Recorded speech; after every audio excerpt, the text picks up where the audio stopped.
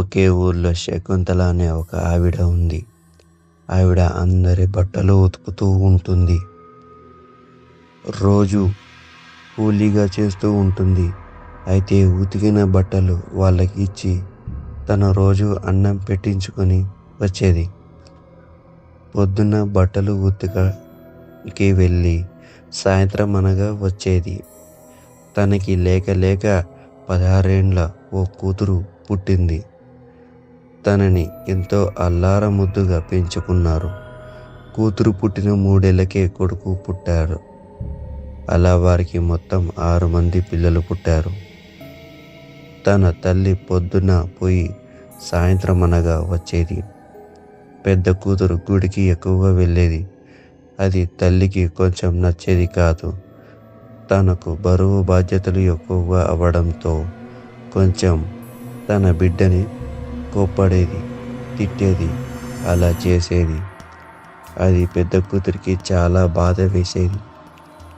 ఆ అమ్మాయి బాధపడుతూ ఉండేది. ఒకరోజు వాళ్ళ అమ్మతో అడగక, అమ్మ నేను బడికి వెళ్తాను అని అంటే వాళ్ళ అమ్మ వద్దు, నాకు పని ఎక్కువగా ఉంది, నువ్వు నీళ్ళ దగ్గరికి వెళ్ళి బట్టలు ఉతికిరా అని చెప్పేది.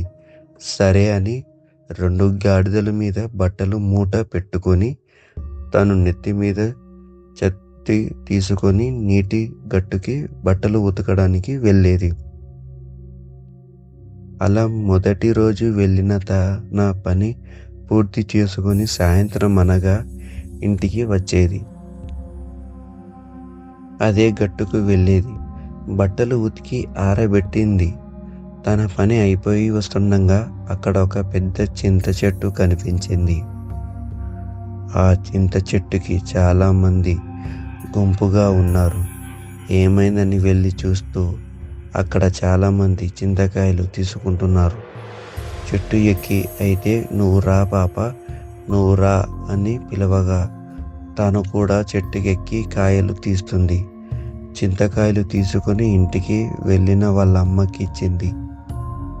మరుసటి రోజు అదే విధంగా తన పని పూర్తి చేసుకొని వస్తుండగా అక్కడ చెట్టు మీద 2 ఆడవాళ్ళు ఎక్కి కాయలు తీసుకుంటున్నారు. తను కూడా చెట్టు ఎక్కి కాయలు తెంపుకుంది. చీకటవుతుంది రా అమ్మాయి అని అంటే, మీరు వెళ్ళండి నేను వస్తాను అని అన్నది.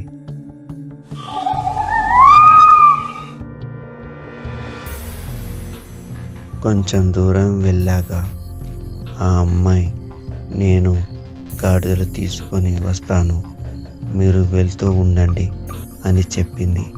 అలా వెళ్ళి గాడిదలు తీసుకొని వస్తుండగా ఒక ముసలావిడ ఆ అమ్మాయికి తోడు వచ్చింది. ఇద్దరు మాట్లాడుతూ వెళ్తున్నారు. అప్పుడు ఆ ముసలి ఆవిడ, ఇక్కడ ఏం చేస్తున్నావు అమ్మా అని అడిగింది. నేను ఇక్కడ చింతకాయలు కోసుకొని వచ్చాను అని చెప్పింది.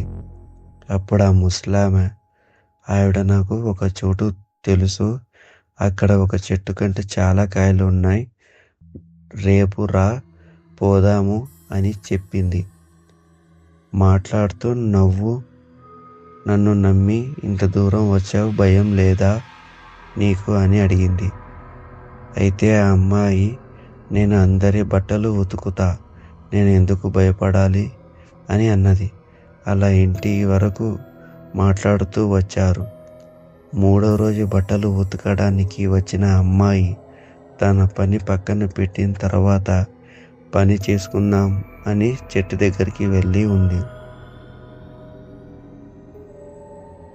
అప్పుడు అదే సమయానికి ముసలావిడ వచ్చింది. వాళ్ళు ఇద్దరూ కలిసి చింతకాయలు ఉన్న చింత చెట్టు దగ్గరికి వెళ్ళారు. ఆ చెట్టు ఎక్కింది ఆ అమ్మాయి. చెట్టు ఎక్కి కిందికి చూస్తే ముసలమ్మ లేదు, మాయమైపోయింది. తాను ఒక్కతే కాయలు కోసుకుంది. చుట్టుపక్కల ఎవరూ లేరు, అంతా నిశ్శబ్దంగా ఉంది. తను కాయలు కోసుకున్నప్పుడు ఎవరో తన వెనుక నుంచి హఠాత్తుగా తోసినట్లు అనిపించింది. చూస్తే ఎవ్వరూ లేరు. తాను దిగుదామని మెల్లగా వస్తుండగా కాలు జారి చెట్టు మధ్యలో ఇరుక్కొని తన ఛాతీ ముదరం నుంచి వెనక్కి చెట్టు కొమ్మ పుచ్చుకుంది. గట్టిగా అరుద్దామన్న నోటి మాట బయటకు రావడం లేదు. ఆ చుట్టుపక్కల కూడా ఎవరూ లేరు. నిశ్శబ్దంగా ఉంది. అలా తన ప్రాణాలతో కొట్టుమిట్టాడుతూ ప్రాణం వదిలింది. అలా 2 రోజులు గడిచిన తర్వాత ఎవరో అటువైపు వెళ్తున్నారు. చూస్తూ తనకి రక్తం కారుతూ చెట్టు మీదనే ఉండిపోయింది. తన శవం అలా తనని చెట్టు మీదనే నుండి తీశాక తన అంత్యక్రియలు చేశారు. వారం గడిచిన తర్వాత అటువైపుగా వెళ్ళాలన్నా వారికి చెట్టు దగ్గర తన సమాధి కనిపించేది. అందరూ కంగారు పడ్డారు. కొంతమందికి తాను చెట్టు దగ్గరే నిలబడి, అన్నా, ఈ చెట్టుకి చాలా కాయలున్నాయి, తీసుకొద్ది, రండి రండి అని భయంకరంగా ముఖంతో జనాల్ని పిలుస్తుంది. అలా పిలవడం జనాల్ని భయపెట్టింది. అలా చాలామందికి తను కనిపించింది అని ఊర్లో వీళ్ళు మాట్లాడుకుంటున్నారు. ఆ అమ్మాయి వాళ్ళ అమ్మా నాన్న గారు నేను చూస్తాను. అలా చెట్టు కింద అటువైపు వెళ్ళిన వాళ్ళందరికీ తను కనిపిస్తుంది. అన్న, అవి తీసుకుందా రండి అని పిలుస్తూనే ఉంది. అలా ఊర్లో వాళ్ళందరికీ భయం పుట్టుకుంది. అటు సైడ్ పోవడమే మానేశారు. ఈ విషయం తెలుసుకున్న తల్లిదండ్రులు ఊర్లో వాళ్ళతో మాట్లాడి, నేను వెళ్ళి ఒక రాత్రి ఉండి వస్తాను అని అన్నాడు వాళ్ళ నాన్న. అలా ఆ రోజు రాత్రికి వెళ్ళాడు. కానీ తనకి అక్కడ ఏమీ కనిపించలేదు. అర్ధరాత్రి తర్వాత తన బిడ్డ తన తండ్రి దగ్గరికి వచ్చి ఇలా అన్నది, నాన్న, నువ్వు నన్ను సరిగ్గా ప్రేమగా ఏ రోజు చూసుకోలేదు, ప్రేమగా మాట్లాడలేదు అని తన తండ్రిని చంపేసింది. ఈ విషయం తెలుసుకున్న ఊళ్ళో వాళ్ళందరూ పూజలు చేసి ఆ చెట్టుని అక్కడ నరికేశారు. ఆ చెట్టు అమ్మవారి విగ్రహం తెచ్చి పెట్టారు.